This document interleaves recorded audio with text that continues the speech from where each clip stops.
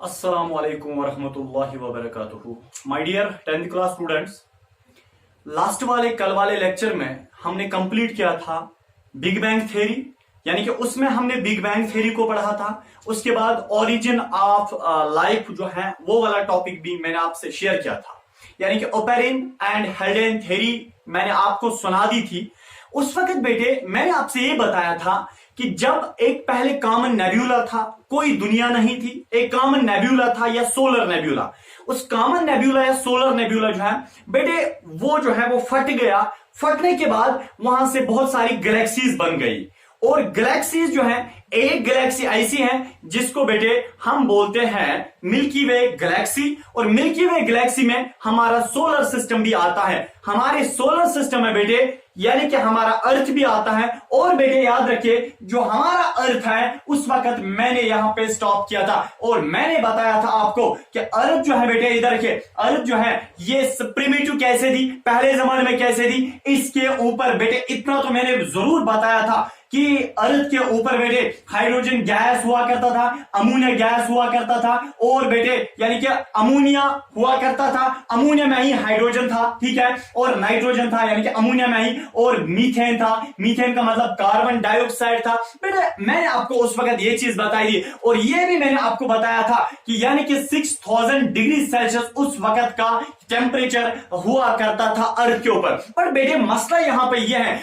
इसके बाद Oparin and हेल्डेन ने बताया क्या दुनिया के लोगों से, साइंटिस्ट बता क्या रहे हैं, जो प्रो एवोल्यूशन मानते हैं बेटे वो क्या बता रहे हैं, वो बोलते हैं कि ये जो सन है कंटिन्यूसली, मैंने बेटे आपसे कल भी बताया था कि सन जो है ये इसके अंदर जो हाइड्रोजन गैस था, हाइड्रोजन गैस कंटिन्यूसली मिलके बेटे वो हीलियम गैस बनाता था। हीलियम गैस बनने के दौरान वहां से बेटे हीट निकलती थी, वहां से बेटे लाइट निकलती थी। दैट मीन्स अंदर जो है बेटे या एक्सोथर्मिक रिएक्शन होती थी। उसके बाद बेटे ये जो लाइट है, ये लाइट सीधे कहां अर्थ के ऊपर पड़ती थी, और अर्थ का उस वक्त बेटे टेम्परेचर 6000 डिग्री सेल्सियस था। और बेटे याद रखना उस वक्त कोई भी ओजोन लेयर वगैरह नहीं थे। दैट मीन्स यहां पे बेटे ऑक्सीजन भी नहीं था और रिड्यूस्ड टाइप का हमारा एटमॉस्फेयर था। अब इसके बाद साइंटिस्ट क्या बता रहे हैं, साइंटिस्ट ये बता रहे हैं, एवोल्यूशन मानने वाले ये बता रहे हैं, ओपेरिन एंड हेल्डेन बेटे ये बता रहे हैं, वो बता रहे हैं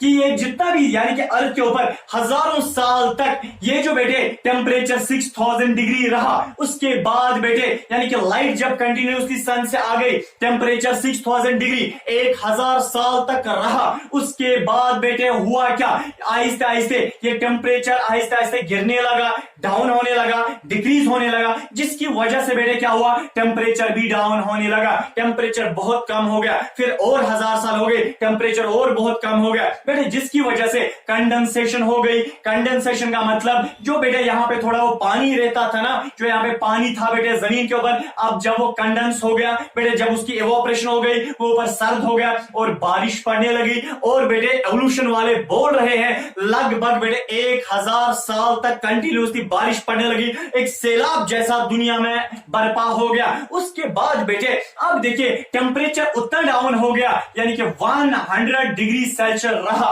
और बेटे जब वो बारिश पड़ी ना, किनके ऊपर, पत्थरों के ऊपर, जो उस वक्त जमीन के ऊपर पत्थर थी बेटे, वो पहले गर्म पत्थर थी सन की टेम्परेचर की वजह से। जब बेटे अब यहां से बारिश पड़ने लगी और गर्म पत्थर के ऊपर बारिश पड़ गई, अचानक से वो सर्द हो गई बेटे, वहां पे मेटामॉर्फोसिस हो गई, यानी कि सॉरी वहां पे जो है ना बेटे ये एक प्रोसेस हुआ जिसकी वजह से बेटे लिथेसिस हो गई। लिथेसिस का मतलब है बेटे यहां पे पत्थर जो है वो टूट गए, उनको मिट्टी बन गई। चले बेटे अब मैं आपको नेक्स्ट फेज सुनाता हूं। तो आहिस्ते आहिस्ते बारिश जब कंटिन्यूसली पड़ने लगी, टेम्परेचर बेटे 6000 डिग्री से डाउन हो गया, 100 डिग्री सेल्सियस तक पहुंचा। अब देखिए बेटे अबाउट 100 डिग्री यानी कि इस अराउंड 80 या 100 डिग्री सेल्सियस तक ये टेम्परेचर पहुंचा। बेटे अब मसला है, देखिए अब साइंटिस्ट, अब डार्विन, अब ओपेरिन एंड हेल्डेन, अब एवोल्यूशन मानने वाले यहां पे गलती करते हैं, और बेटे एंटी एवोल्यूशन वाले यहां पे सवाल उठाते हैं, यहां पे खुदा की की कसम उंगली उठाते हैं, वो बताते हैं जरा हमें यहां से समझाओ, जब 100 डिग्री सेल्सियस अर्थ का टेम्परेचर रह गया तो लाइफ कहां से आ गई, इंसान कहां से आ गया, बैक्टीरिया कहां से आ गया। आप जो बताते हैं वो कोई कीड़ा वहां से पहले आया, वो कहां से आ गया। बेटे यहाँ पे साइंटिस्ट एक दलील देते हैं, वो बोलते हैं यहाँ पे जो अमोनिया था, यहाँ पे जो मीथेन था, बेटे याद रखना जो अमोनिया था, जो मीथेन था, ऑक्सीजन नहीं था, इस अमोनिया और मीथेन बेटे इस 100 डिग्री सेल्सियस की वजह से, और जो यहाँ पे पानी था, क्योंकि वो पानी बारिश से आया था, वो पानी अमोनिया और मीथेन बेटे आपस में मिलके और ऊपर से गर्मी इनको यानी कि गर्मी ऊपर से मिल गई बेटे, वहां पे एक प्रोडक्ट बन गया, वहां पे एक प्रोडक्ट बन गया जिस प्रोडक्ट को हम बोलते हैं को-एसरवेटिव प्रोडक्ट। याद रखना मेरा मतलब है ओपेरिन एंड हेल्डेन ये समझा रहे हैं दुनिया के लोगों को, लोगों पहले जब 6000 डिग्री सेल्सियस था, अब टेम्परेचर आहिस्ते आहिस्ते कम होने लगा, क्योंकि अब बारिशें होने लगी, 1000 साल तक बारिशें होने लगी, टेम्परेचर जमीन के ऊपर कम हो गया। जब बेटे 100 डिग्री तक सेल्सियस यानी कि टेम्परेचर कम हो गया, जो वहां पे हमारे एटमॉस्फेयर में जो मीथेन था, जो बेटे अमोनिया था NH3, जो मीथेन था CH4 बेटे, ये और जो वाटर था, वाटर अमोनिया और मीथेन बेटे मिलके, और वहां से इनको हीट भी मिल गई ऊपर से, क्योंकि जमीन का टेम्परेचर कितना है 100 डिग्री सेल्सियस बेटे, 100 डिग्री सेल्सियस की वजह से ये तीन चीजें, मेरा मतलब है अमोनिया, मेरा मतलब है मीथेन, मेरा मतलब है वाटर बेटे, तीन चीजें मिलके 100 डिग्री सेल्सियस की बदौलत से ये बेटे मिलके इन्होंने एक नया कंपाउंड बनाया, जिस कंपाउंड को हम बोलते हैं बेटे को-एसरवेटिव बेटे, हम बोलते हैं को-एसरवेटिव ड्रॉप्स भी बोलो या को-एसरवेटिव कार्बन कंपाउंड्स भी बोलो। मेरा मतलब है वहां पे जो ऑर्गेनिक कंपाउंड्स मिलके ना बेटे इन्होंने एक नया प्रोडक्ट बनाया, जिस प्रोडक्ट को हम बोलते हैं को-एसरवेटिव ड्रॉप्स। समझ आया बेटे। अब देखिए यहां पे साइंटिस्ट आपको परेशान करेंगे बेटे, यहां पे चौंकाने वाली बात यह है, वो बोलते हैं जो एक को-एसरवेटिव प्रोडक्ट्स है, जो है बेटे को-एसरवेटिव प्रोडक्ट्स है, याद रखना वो बोलते हैं जो एक को-एसरवेटिव जमीन के ऊपर को-एसरवेटिव प्रोडक्ट्स बन गए, असल में बेटे ये प्रोटीन्स हैं, असल में वो प्रोटीन्स हैं, असल में वो अमाइनो एसिड्स हैं, असल में वो प्रोटीन्स हैं, उन्हीं को बेटे हम को-एसरवेटिव प्रोडक्ट्स बताते हैं, उन्हीं को हम को-एसरवेटिव ड्रॉप्स बताते हैं। मेरा मतलब है ओपेरिन एंड हेल्डेन लोगों को समझा रहे हैं, अपनी दलील देते हैं बेटे जिसकी कोई बुनियाद नहीं है। वो बताते हैं जब आप अमोनिया, जब आप मीथेन, जब आप वाटर को 100 डिग्री सेल्सियस में उस जमीन के उस तपिश में बेटे, जब ये आपस में चीजें मिलके उन्होंने वहां पे प्रोटीन्स बनाए, उन्होंने वहां पे अमाइनो एसिड्स बनाए, उन्हीं को उन प्रोटीन जो बन गए ना, वो जो अमाइनो एसिड्स बन गए ना, अरे उन्हीं को तो ये क्या बोल रहे हैं को-एसरवेटिव ड्रॉप्स बन गए। चले बेटे ठीक है, मान लिया ऐसा जरूरत ताली पर का मसला आगे ले जाओ बेटे। अब ये क्या सुना रहे हैं, अब ओपेरिन एंड हेल्डेन ये समझा रहा है जो ये बेटे को-एसरवेटिव प्रोडक्ट्स बन गए, ये को-एसरवेटिव प्रोडक्ट्स रिजेनरेशन करने लगे, अमालिक फिशन करने, अब ये अपने आप को यानी कि ये अपने आप को ग्रोथ दिखाने लगे, इन्होंने ग्रोथ दिखाई, इन्होंने बेटे मेटाबॉलिज्म एक्टिविटीज दिखाई, इन्होंने अब फिशन दिखाया, या अपने आप को काटने लगे, उसके बाद ये दो ऑर्गेनिज्म यानी कि दो को-एसरवेटिव प्रोडक्ट्स बनाने लगे। बेटे हम इस बात को मानने के लिए तैयार नहीं है, क्योंकि बेटे एक नॉन लिविंग फिशन कर ही नहीं सकता, एक नॉन लिविंग ग्रो कर ही नहीं सकता। ये प्रॉपर्टी बेटे ये किन की होती है, लिविंग्स की होती है। ये प्रॉपर्टी कसम खुदा ये लिविंग्स की होती है, ग्रो करना फिर डिवाइड करना। अब मिलर क्या समझा रहा है, यानी कि ओपेरिन एंड हेल्डेन क्या समझा रहा है, वो समझा रहे हैं जो ये को-एसरवेटिव प्रोडक्ट्स बन गए, अब ये ग्रो करने लगे, ये थोड़े बड़े हो गए, ये बेटे इन्हें ग्रो यानी कि इन्होंने ग्रो दिखाई, उसके बाद अपने आप को कट देने लगे, या अपने आप को कट देने लगे, फिशन करने लगे, और बेटे वो फिर बता रहे हैं इन्हीं को-एसरवेटिव प्रोडक्ट्स जो नॉन लिविंग थे, देखें इनका पागलाना दिमाग, ये बोल रहे हैं जो ये नॉन लिविंग थे, ये को-एसरवेटिव प्रोडक्ट्स असल में प्रोटीन्स थे, जो ये बेटे प्रोटीन्स हैं, अब इन्होंने एक सेल बनाई, इन्होंने एक लिविंग सेल बनाई। अरे कुसुत्ताउन सुनुता यार, अब देखिए बेटे ये बता रहे हैं को-एसरवेटिव प्रोडक्ट्स जो नॉन लिविंग है, अब उनसे एक सेल बन गई, एक लिविंग सेल बन गई। वो लिविंग सेल जो है बेटे उसका कैरेक्टरिस्टिक फीचर कसम खुदा ये था, ये बता रहे हैं according to Oparin and Haldane, ये बता रहे हैं वो जो सेल जो बन गई बेटे उसका कैरेक्टरिस्टिक फीचर ये था, वो प्रोकैरियोटिक सेल थी, उसमें उसमें न्यूक्लियस नहीं था, उसमें डीएनए नहीं था, उसमें आरएनए था। अब देखिए बेटे ये बोल रहे हैं वो प्रोकैरियोटिक सेल थी। चलिए बेटे अब दूसरा कैरेक्टरिस्टिक ये बताते हैं ओपेरिन हाइडेन बताते हैं वो जो सेल थी बेटे, अब देखिए मैं यहां पे लिखता हूं, एक तो वो प्रोकैरियोटिक सेल थी, प्रोकैरियोटिक सेल, और वो बेटे एनएरोबिक रेस्पिरेशन वो सेल करती थी। क्या करती थी? Anaerobic respiration. क्योंकि बेटे इनके पास चारा ही मत था। अरे देखिए ओपेरिन और हाइडेन के पास चारा ही मत था। ये बताते उस वक्त कि ये जो सेल है ये और ये यानी कि एरोबिक रेस्पिरेशन करती थी, बट बेटे इन्होंने बताया एनएरोबिक, इसलिए क्योंकि वहां क्वेश्चन उठता ना ऑक्सीजन कहां से इन्होंने लाया बेटे, इसीलिए उन्होंने बताया वो सेल जो थी उसका पहला कैरेक्टर ये था, वो प्रोकैरियोटिक सेल थी, उसमें न्यूक्लियस नहीं था, उसमें सेल ऑर्गेनेलिज नहीं थे, और वो एनएरोबिक रेस्पिरेशन करती थी। वो रेस्पिरेशन करती थी बट वो ऑक्सीजन नहीं लेती थी, और वो कीमो हेटेरोट्रॉफिक थी। वो सेल जो है बेटे वो कीमो हेटेरोट्रॉफिक थी। दैट मीन्स वो अपना खाना जो है वो केमिकल्स खाती थी। कौन सा खाना? इनका मतलब है ये जो सेल है ये खाना कहां से खाती थी, और हाइडेन एंड ओपेरिन ये बोलता है कि जो इस सरफेस, अर्थ की सरफेस के ऊपर जो ये प्रोटीन्स थे, जो ये अमाइनो एसिड्स थे, ये सेल उन्हीं प्रोटीन्स और अमाइनो एसिड्स को खाने लगी। ठीक है बेटे, बट हम आज ये बताते हैं, हम एवोल्यूशन, प्रो एवोल्यूशन मानने वालों से ये क्वेश्चन करते हैं कि आप हमें समझाओ, आप हमें बताओ क्या हकीकत में यह हुआ। बेटे उसके बाद दो साइंटिस्ट 20वीं सदी में 1953 में बेटे आगे, एक का नाम था बेटे यूरे, दूसरे का नाम था मिलर। यूरे एंड मिलर 1953 में हमें यह समझा रहे हैं, हमें यह दिलासा दे रहे हैं, बट बेटे हम उनसे भी एक क्वेश्चन करते हैं। वो क्वेश्चन मैं लास्ट पे बताता हूं। मैं एक आम इंसान, मैं भी उनसे एक क्वेश्चन कर रहा हूं कि हमें ये ऑर्गेनिज्म बना के दीजिए। अगर आप बता रहे हैं कि एवोल्यूशन हो गई, फिर प्रोटीन बन गए, कोएसरवेटिव प्रोडक्ट्स बन गए, फिर वहां से सेल बन गई, हमें भी आज जरा ये प्रोटीन से सेल बना के दीजिए। बेटे वो फेल होते हैं इस काम में, क्योंकि वो आधा ही काम छोड़ देते हैं। मैं समझाऊंगा बेटे, टेंशन मत लीजिए बेटे। अब देखिए उसके बाद जब ये सारा हुआ ना, बहुत सारे साइंटिस्ट ने आवाज उठाई, बहुत सारे लोगों ने आवाज उठाई, जनता ने आवाज उठाई, शोर मचाया, अरे लोगों हमें, यानी कि अरे ओपेरिन, अरे हाइडेन, हमें तो ये बना के दीजिए ना, यानी कि हम इसको कैसे मानेंगे। इसका मतलब है बेटे जब लोगों में शक और शुबा पैदा हो गया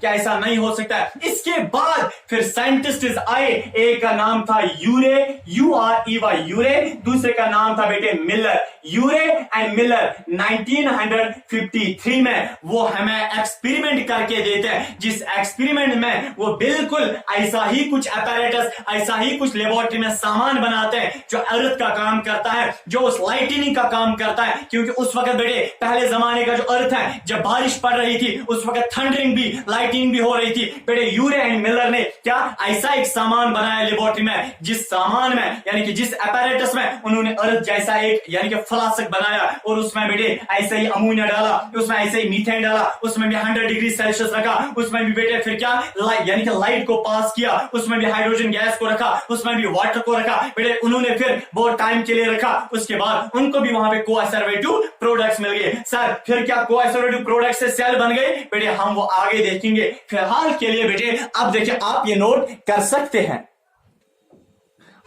अब बेटे हम देखेंगे कि experimental proof of chemical evolution. देखिए असल में यानी कि according to Oparin and Hayden वो क्या बोलते हैं कि लाइफ जो है वो वाटर से बन गई, लाइफ जो है वो बेटे मीथेन से, वहां पे क्या बोलते हैं अमोनिया से बन गई, हाइड्रोजन से बन गई। दैट मीन्स केमिकल से लाइफ का बनना, इसको हम केमिकल एवोल्यूशन बोलते हैं। ओपेरिन एंड हाइडेन बोलता है नहीं जी, हम अपनी बात पे डट के हैं कि लाइफ जो है वो केमिकल एवोल्यूशन से ही बनी है, केमिकल से बनी है। चलिए फिलहाल के लिए मान ली उनकी बात, बट बेटे यहां पे हम देखेंगे एक्सपेरिमेंटल प्रूफ। क्या कोई प्रूफ है जो इस बात की गवाही देता है कि लिविंग थिंग्स दुनिया में आए हैं due to chemical evolution, chemical evolution की वजह से? बेटे उस पे इस प्रूफ को यानी कि एक्सपेरिमेंट जो है वो दो साइंटिस्ट ने किया, एक का नाम था यूरे एंड मिलर। बेटे असल में यूरे का पूरा नाम था स्टैनले एल मिलर, या सॉरी मिलर का पूरा नाम था स्टैनले एल मिलर, और ये जो यूरे है इसका पूरा नाम था बेटे हैरोल्ड HAROLD, हैरोल्ड C यूरे। ठीक है। 1952 में एक्सपेरिमेंट करते हैं और शाया करते हैं 1953 में। एक्सपेरिमेंट को 1 साल लगता है, फिर लोगों को ये 1953 में सुनाते हैं हमने एक्सपेरिमेंट किया। अब देखिए बेटे, इस एक्सपेरिमेंट में क्या बताते हैं कि ऑर्गेनिक कंपाउंड जो है बेटे, ऑर्गेनिक कंपाउंड्स वो किससे बने? इनऑर्गेनिक कंपाउंड से बने। ऑर्गेनिक कंपाउंड वो इनऑर्गेनिक कंपाउंड से बनते हैं। देखिए असल में क्या करते हैं बेटे, ये एक फ्लास्क लेते हैं, ऐसे इन्होंने एक फ्लास्क लिया, ठीक है, गिलास के लिए एक फ्लास्क, यहां से ऐसे एक यानी कि हम बताते हैं एक रिम होती है, और बेटे कंडेंसर यहां पे लगा होता है, कंडेंसर, ठीक है। मुझे आपको नहीं दिखाना है, मुझे एक्सपेरिमेंट समझाना है आपको। देखिए बेटे,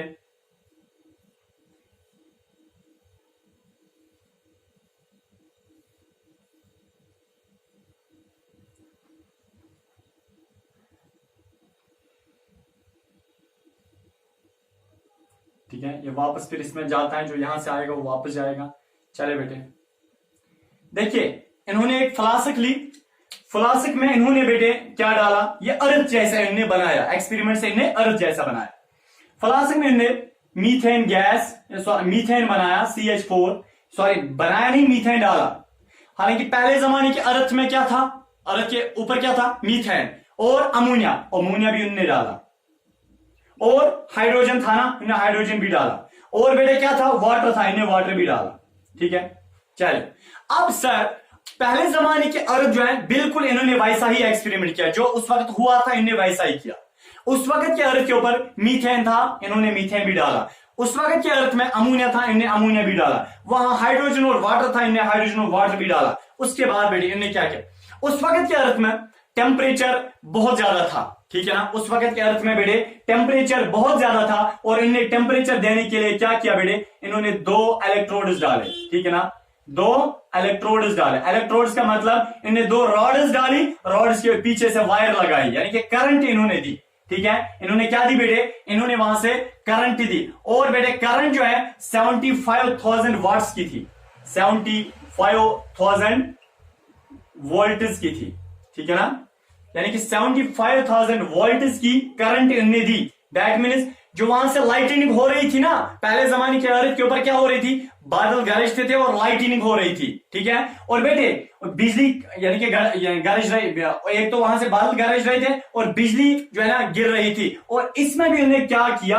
कि ये अर्थ जैसा बनाया, इसमें मीथेन, अमोनिया, हाइड्रोजन, वाटर डाला और इलेक्ट्रोड्स डाले। इलेक्ट्रोड्स बेटे इसलिए डाले क्योंकि वहां से स्पार्किंग हो रही थी। स्पार्किंग दैट मीन्स वो जैसे पहले जमाने के अर्थ में बिजली का काम आज ये करते हैं, इलेक्ट्रोड्स करते हैं, ठीक है बेटे। चले, और अंदर टेम्परेचर कितना रखा, पहले जमाने के अर्थ में 100 डिग्री सेल्सियस था, इन्होंने भी अराउंड 100 डिग्री सेल्सियस यहां पे रखा।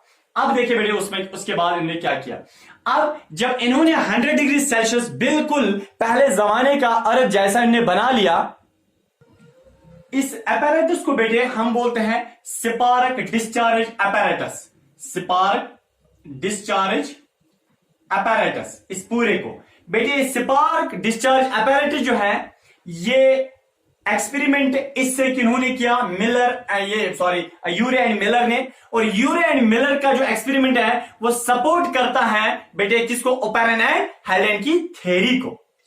बेटे जो उन्होंने उस वक्त ये मीथेन लिया था, अमोनिया लिया था और हाइड्रोजन लिया था, आपको पता है किस रेशियो में लिया था, 2:2:1 के रेशियो में। दैट मीन्स 2 पार्ट्स इन्होंने मीथेन के लिए और 2 पार्ट इन्हें अमोनिया के लिए और 1 पार्ट इन्हें हाइड्रोजन का लिया। इस रेशियो में एंट्रांस में एक बार पूछा गया था, इस रेशियो में इन्होंने इन केमिकल्स को लिया। इसके बाद बेटे आप देखिए, जब यहां पे स्पार्किंग ये दे रहे थे, बिल्कुल जो पहले जमाने के अर्थ में हुआ करता था, आज ये वहां एक्सपेरिमेंट लेबोरेटरी में कर रहे हैं बेटे। इसके बाद आपको पता है इनने क्या किया, जो एक सब्सटेंस है ये कंडेंस हो रहे थे, ठीक है ना, ये कंडेंस हो रहे थे। कंडेंस होने के बाद बेटे ये एंड पे यानी कि वाटर यहां से निकल रहा था, कंडेंसर वाटर जो एवापोरेट हो रहा था वो यहां से बाहर निकल रहा था। बट जो प्रोडक्ट हैं यानी कि जो डेंस प्रोडक्ट्स हैं जो यहां से निकल रहे थे प्रोडक्ट्स, वाटर यहां से भाग रहा था और जो अमोनिया वगैरह जो एंड प्रोडक्ट्स है बेटे वो यहां से आके और इस सेपरेशन चैनल में बेटे जमा हो रहा था।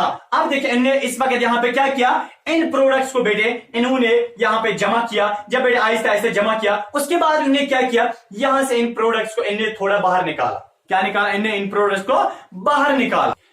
अब बेटे जब इन्होंने यहां से प्रोडक्ट जो यहां पे बना था प्रोडक्ट, वो बेटे आहिस्ता से यहां पहुंच गया ना। जब यहां पहुंच गया, इन्हें उस प्रोडक्ट को क्या निकाला, बाहर। प्रोडक्ट बाहर निकालने के बाद बेटे ये आप माइक्रोस्कोप के नीचे देख रहे हैं कि क्या बन गया है इस प्रोडक्ट को। बेटे एक प्रोसेस से देखते हैं, उस प्रोसेस को हम बोलते हैं बेटे, यहां पे मैं लिखता हूं उस प्रोसेस का नाम chromatographic method, CHROMATOGRAPHIC, chromatographic method बोलो या बेटे क्लोरोमेट्रिक मेथड बोलो, और इन्होंने क्या देखा कि 15%, देखिए जो यहाँ पे प्रोडक्ट जमा हुआ था इन्हें जब बाहर निकाला, ये बेटे आप क्रोमैटोग्राफिक मेथड या क्लोरोमेट्रिक मेथड से आप ये देख रहे हैं कि ये जो प्रोडक्ट जो हमने यहाँ पे डाला स्पार्किंग के बाद, अब इसका क्या बन गया है। बेटे आज ये देख रहे हैं कि बेटे लगभग 15% जो यानी कि कार्बन है, किसमें कार्बन था, मीथेन है, 15% मीथेन का कार्बन बेटे वो उन्होंने प्रोटीन्स बनाए हैं। क्या बनाए हैं, प्रोटीन्स।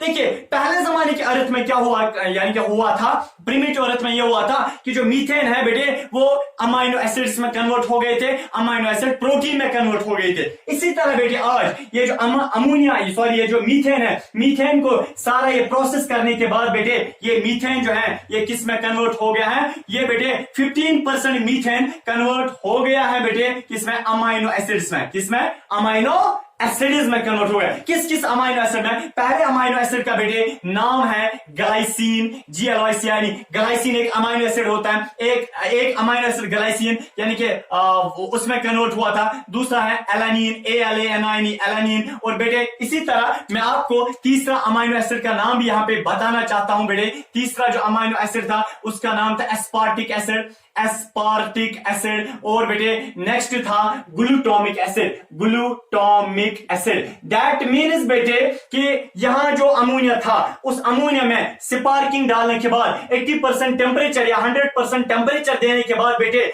आपको पता है वो जो अमोनिया है, वो जो मीथेन है, वो मीथेन जो है वो कन्वर्ट हो गया, 15% मीथेन किस में कन्वर्ट हो गया, अमाइनो एसिड्स में। किस किस अमाइनो एसिड में, जैसे बेटे ग्लाइसिन एक अमाइनो एसिड है, एस्पार्टिक एसिड एक अमाइनो एसिड है, ग्लूटामिक एसिड है बेटे। इसी तरह यानी कि नेक्स्ट जो एलानिन एक यानी कि अमाइनो एसिड है, उसमें ये अमोनिया ये मीथेन जो है वो कन्वर्ट हो गया। दैट मींस पहले जमाने के अर्थ में जो हुआ था आज भी वो वैसा ही कुछ हो रहा है यूरे एंड मिलर के एक्सपेरिमेंट से।